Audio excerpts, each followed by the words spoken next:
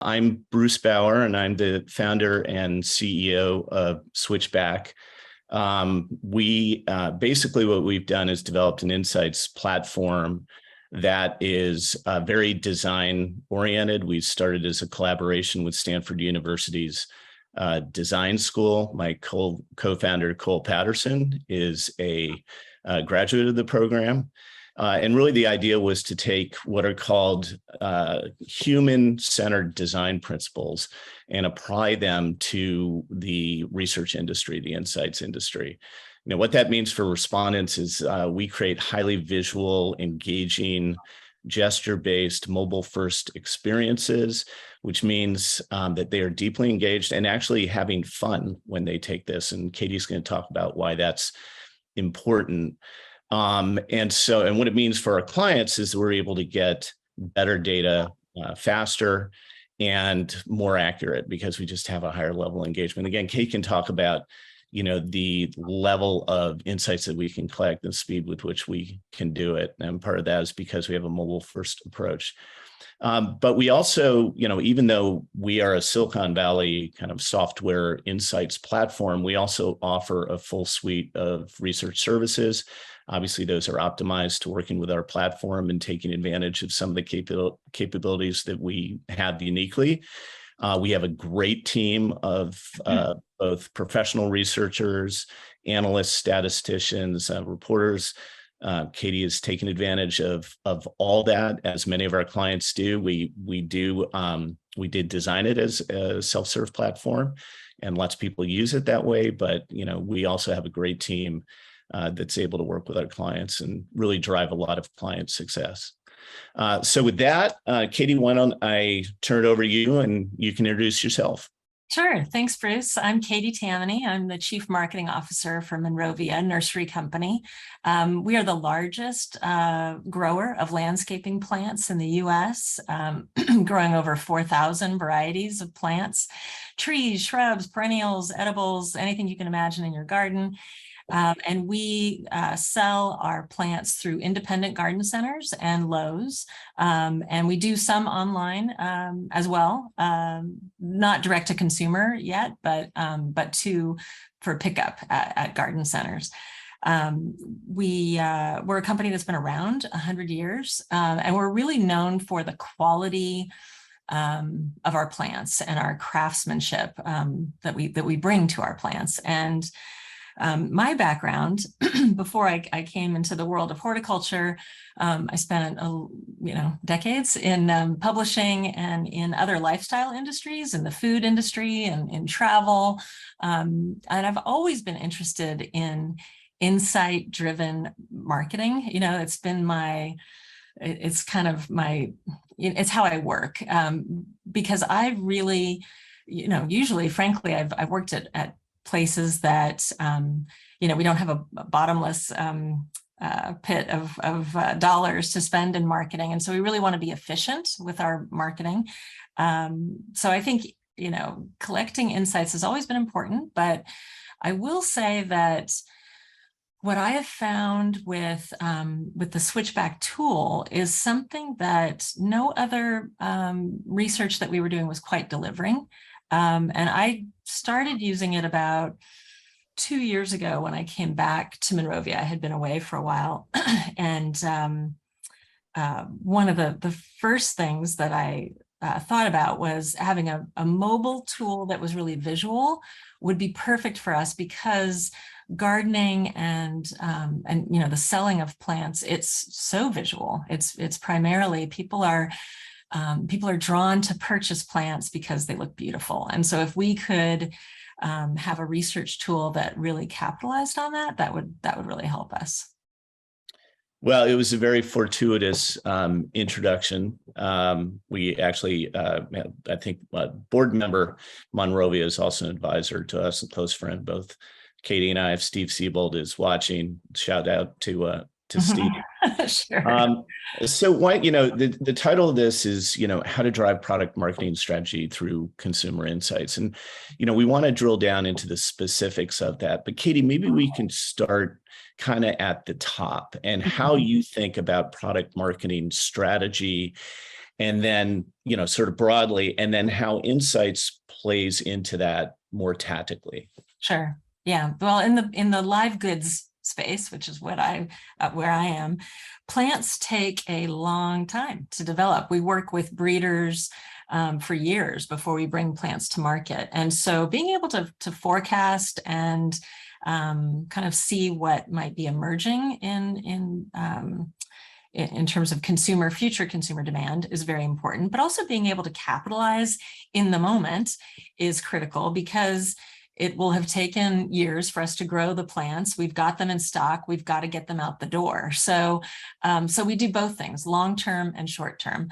And because, as I said, we have 4,000 varieties and many more SKUs because we have different sizes, trying to assess what's the best plant or product to lead with at what time and to whom is really important to us.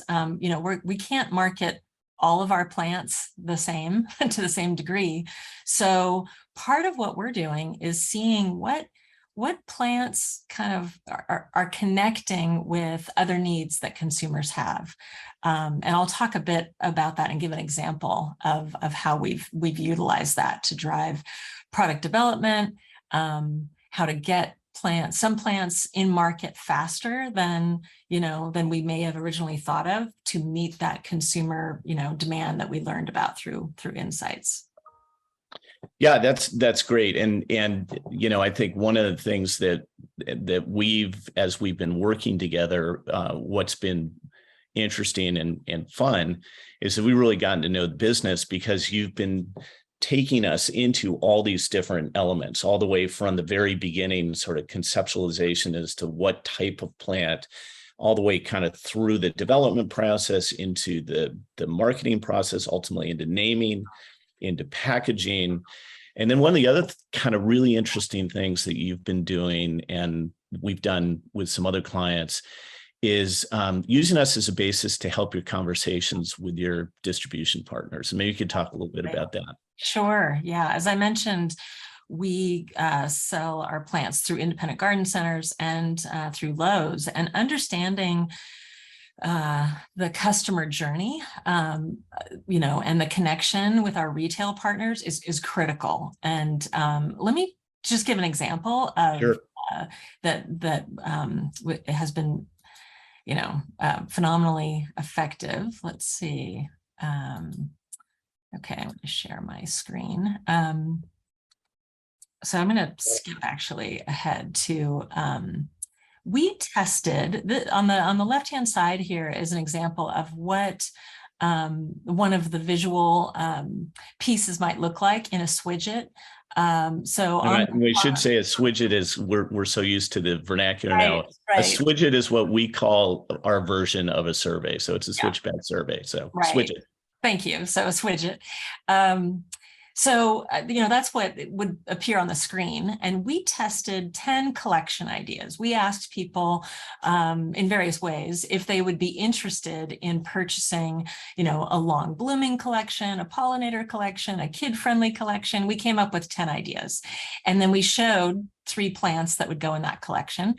And as I said, we tested it in different ways. People saw, it was randomized what collection they saw first, et cetera. And then through the process, they had to narrow down to their favorite choice.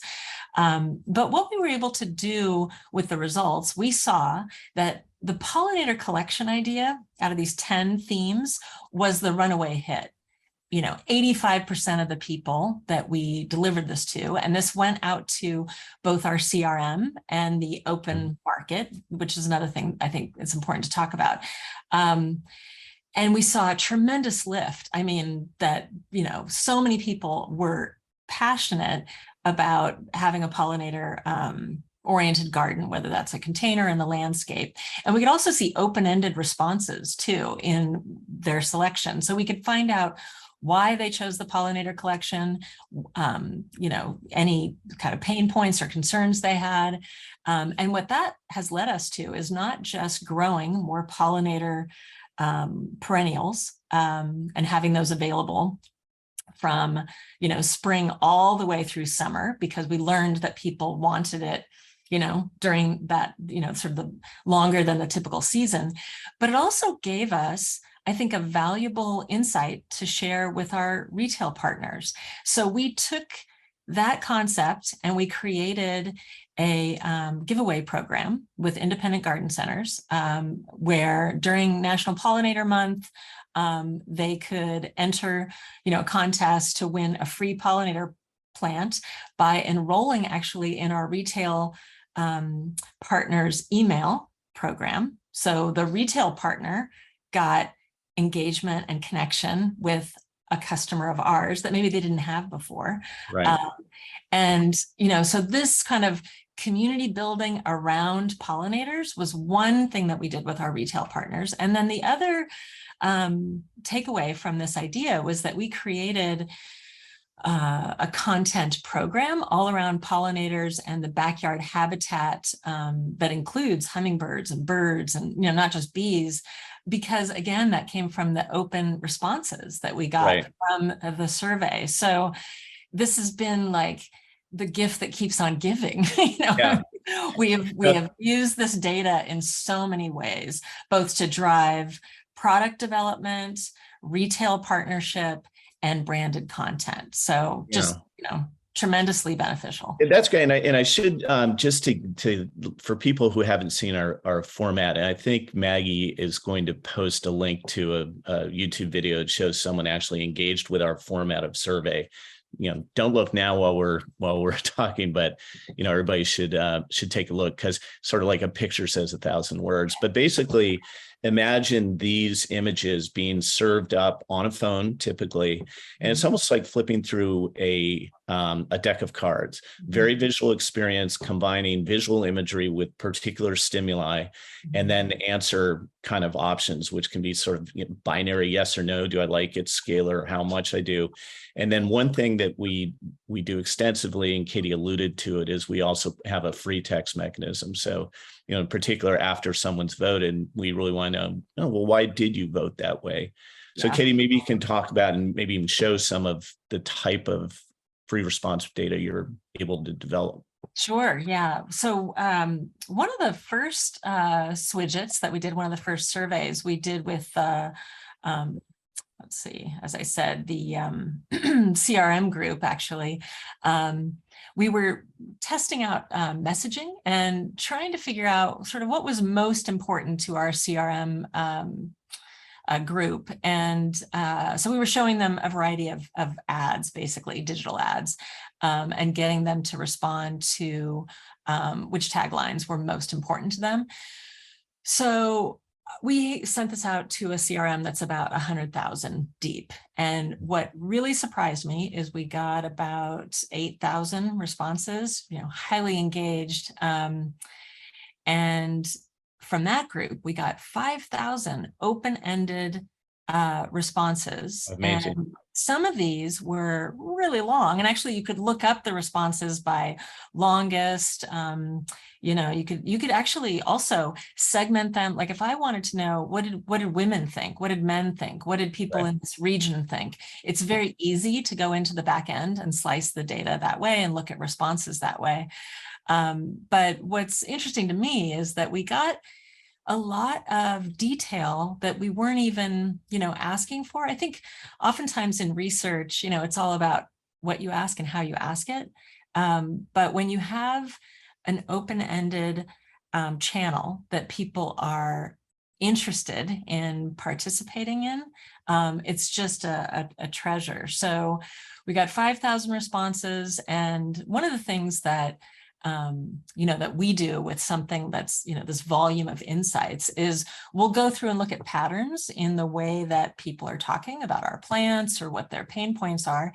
And then we'll use that to figure out, how should we be talking to them? Because I think one of the rules of marketing is to speak the language that your, target audience really wants to speak in, and understanding from their point of view, how they think about our plants and what drives them to purchase. We could see so much in the open-ended responses. I think the other element of this that I like is that it's hard for people to be honest with you, especially, you know, when you're answering, you know, an online survey that doesn't have the visuals and doesn't sort of force you to make a choice. When you've got an open-ended question like this, it really forces more honesty. You know, you get the bad and the good, and that's all good. Yeah. And, you know, I should point out that the previous screen that you were displaying is actually a snapshot of our admin. We call it our admin. It basically is when you work with us, you know, you get an account, you can log in. There's a whole programming side to it, but then there's sort of the reporting admin tools, segmentation tools, being able to cut the data in any kind of way you can, output options. So this is just a sliver of it, but important. And I think one of the things that has been a mutual learning, and you alluded to a little bit, maybe we could talk about it, is the value of working with a CRM. We do a lot of work where we go into open market, and we're very good at reaching hard to reach audiences. As you might imagine, we're very good at reaching teen audiences who get us immediately. Kind of we're native to them, but we can get to all kinds of audiences. But one of the things that tends to happen is if you're going to your CRM and or you're kind of at a certain point revealing, well, who's behind this? It really increases engagement and increases the quality of it. And at the same time, you're doing it in the service of a conversation and almost a brand building kind of exercise with the response. People fear sending surveys to CRM because they understand it's generally a pretty negative experience. Like you torture CRM too much. And what you said about the user interface being so easy, I think that it has made it fun. It's like people feel they're engaging with, you know, a quiz or, you know, and it's quick, it's really fast. And the sort of swipe left, swipe right choice, you know, you can simplify it to that degree, I think makes it feel very low. What do you call it? It's just low effort for people. I was surprised that, you know, we started with our first Swidget. A month later, we went back to the same group and we saw no depression in response. We saw that again and again, actually. We've gone back to that CRM group many times. And in fact, it actually encouraged us to go deeper. For instance, we decided to test whether or not plant names made a difference in terms of people's purchasing, you know, intent. And I think people felt like they were, you know, part of the inner circle, being able to weigh in on names. And I think if you can come up with product questions that enable your CRM to feel that, to feel like they're in on a secret, I think is pretty exciting. Actually, people really enjoyed it. And then you know, I mentioned up front, you know, that we can be fun. We are fun. And, you know, to a certain extent, you kind of do so cautiously in the research industry because it's so data driven in the end, as it should be. But, you know, it doesn't need to be at the cost of creating a really engaging experience. And there are advantages to being able to immerse your respondents in the brand. And and I think respondents then feel like, hey, I'm helping develop this. Like I had a hand in this. And that increases actually loyalty. So in a weird way, that's not the primary intent of why we do this, but it's definitely a dividend that's paid. Yeah. And then I think the other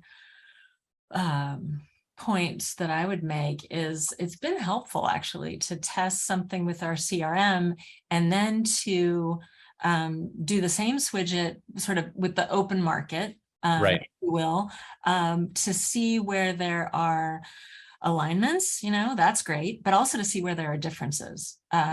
You know, and when we have talked about the open market, we're still looking at people that buy plants, you know, we're looking at homeowners, but it has shown us that the typical Monrovia, you know, subscriber is, you know, they're older, they're a little more affluent, and they're going to be both harder on us as a brand and more supportive, you know, too, which has been helpful, really helpful to glean that. I think that the open market, we've learned, it needs a lot of education about Right. gardening. And that's been a great insight too. One of the interesting things we also did early on was help you better understand your CRM.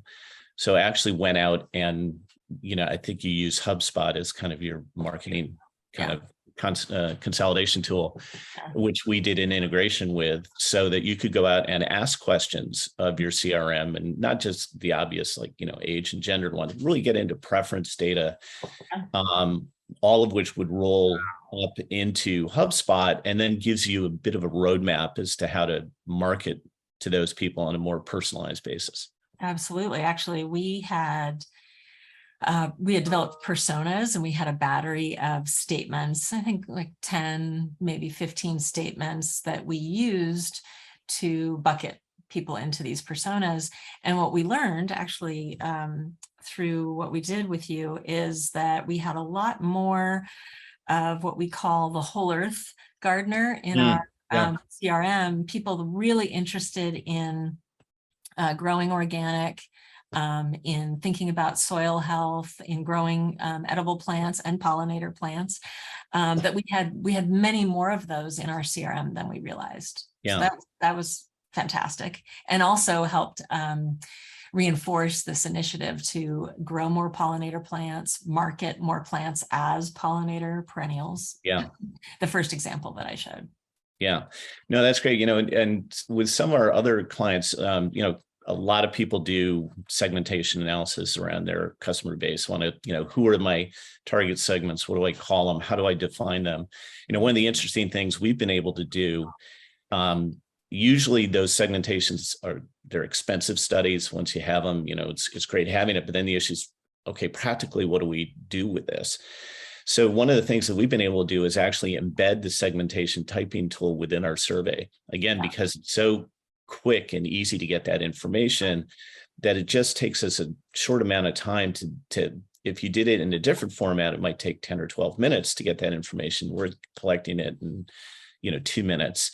And then you have the ability to look at all the results and output them by segment, which is really, I think, helpful for marketers as they're, because otherwise insights are sort of peanut buttered across everything. But when you can really kind of tie them to what are your specific marketing efforts, that's valuable.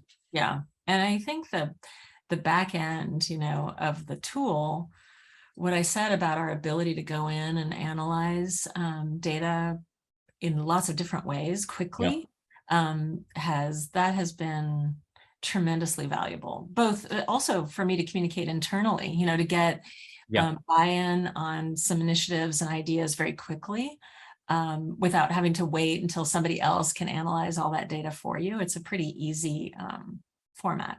No, and that's actually like your, kind of prototypical of a lot of our customers really want it. They're like, when can we get the data? When can we get the data? They're like dying to get back in and start using the tools to filter things. Typically we're collecting, data at volume quickly within, a day, 2 days, maybe 3 at the outset. But it's fun to see the urgency that there is of like, just get it closed so I can go in and get in and get my hands dirty. And we really like providing that environment where, you really can get dirt under your fingernails, get in and sort things. And, I think a lot of unobvious things pop out as a result.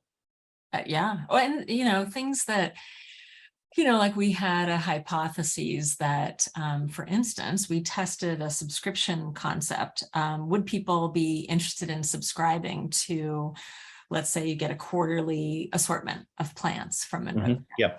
And our hypothesis was that our older gardener would want to do that, because they maybe are, they want to purchase, more Monrovia plants than others. But what we saw actually is that it's the younger gardener, let's say it's like the 35 to 45-year-old, that was actually most interested in the quarterly subscription as a time saver. I can't figure out like what plants go together. And so I appreciate the help.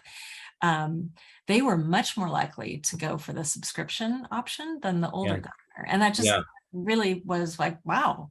Okay, great. Good to know. I never would have thought that. No, that's, I mean, data speaks for itself. Like Yeah. in the end, it's going to tell you things. Sometimes it confirms hypotheses, sometimes it challenges, but in all cases, it gives you a more accurate understanding of kind of where things are going. And as you are developing product marketing, programs and strategies, that's really useful. We've got a few minutes left. I thought maybe we could turn to some of the pedantic parts of it, things, which just like, how do we work together? I mean, we have a great team that works with you, Michael and Ellen, Cole. They're all very enthusiastic. Maybe you could just talk about kind of the cadence and what works for you in terms of engaging with us, not just in the technology, but the team. Yeah. Well, I think we, as you mentioned, Cole and Michael and Leela, they all bring something different to the party, which I really appreciate. Michael has been incredibly helpful in helping us actually set up from a technical standpoint, the survey, so that it's really working the way that we want it to. I think Cole has helped us with, sometimes we'll have an idea and we're not exactly sure how to test it. What do we actually want to ask? So we have bi-weekly meetings with your team, and usually there's a project idea that's percolating, like a loyalty program we want to test, or we want to test the subscription idea, and we need help maybe figuring out, should we test it with the CRM and the open market? How could this be something that might be valuable to retailers? How can we tailor the Swidget to get as much data as possible, but without bogging it down in too many questions? So that kind of back and forth, I think, has made for more effective Swidgets. So I feel very lucky, honestly, to have that, collaborative conversation. There isn't, I guess what I mean is, there isn't just a formula, that we have, like a template that we have to follow. It's really, we can come at it in lots of different ways, but your team has been very helpful in helping us shape what's the most efficient way at this. So, well, and that's very much a two-way street, because the other thing that's come from it is that you will say, here's what I'm trying to do, and here's kind of the way I'd like to try to do it. So the advantage to having Cole on the line when you're doing that is, in addition to being co-founder, he runs product. And so he will then sort of say, okay, let me digest this, let me productize this. He'll work with the technical team. And then, one of the advantages we have is, as a nimble company, is we can develop things very quickly. And then, we can come back 2 to 4 weeks later and say, hey, is this what you were thinking? Yeah. And you were like, yeah. And our product roadmap is extremely client driven. We'd like to engage so that we can, and really, as you said, collaboratively, like, don't feel confined by what you think of as research. Like, let's level up, copter up and get to the larger problem. Then let us kind of come back, and if we don't have a solution that we can kind of implement within current capabilities, we can work it.